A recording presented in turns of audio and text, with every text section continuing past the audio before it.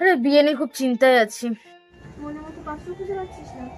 না রে, আজকালকার সবাইকে দেখছি যে ইউনিক স্টাইলে বিয়ে করে ভাইরাল হয়ে যাচ্ছে। তো আমিও ভাবছি সেরকম কিছু একটা করে যাতে সবার না তাক লেগে যায়। ও আচ্ছা, এই ব্যাপার, তা আগে বলবি তো। শোন, তুই একটা বেকার ছেলেকে বিয়ে কর, আর সমাজের নিয়ম ভেঙে এ করে দেখিয়ে দে তুইও পারিস। আমি কি পাগল?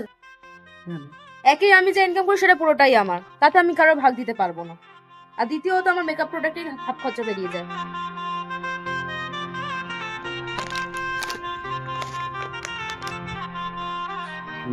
ঠিকই বলেছিস।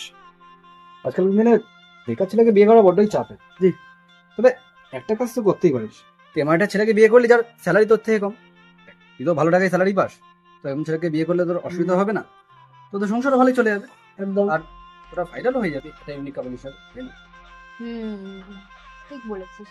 আরে ধুত, এই গাধাগুলোর মাথায় কোনো বুদ্ধি আছে নাকি?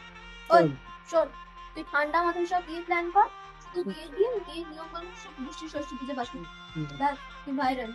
মানে? আরে মানে ওসব কিছুই না, ধরে নিয়ে বিয়ের সাথে বিড়ি খেতে খেতে ফটোগ্রাফার দাদার সাথে একটা জাতকাত ফটো তুলে নিবি। আর তা না হলে বিয়ের বিড়িতে বসে পুরুষ মশাইকে গিয়ে বললি আমি এসব পুরুষতন্ত্র মানি না, বলে তোর বরকেই শাখা বলা বলি দিবি। আর তা না হলে তোদের ওই গা প্যান্ট পরে বসে পড়বি, বাস তুই ভাইরাল। মানুষ তোকেই মাথায় কাজ করবে, তোকেই জীবনে ইন্সপিরেশন বানিয়ে নেবে। আর কি চাই? কি প্ল্যান দিলি রে ভাই ভাইরাল হওয়া?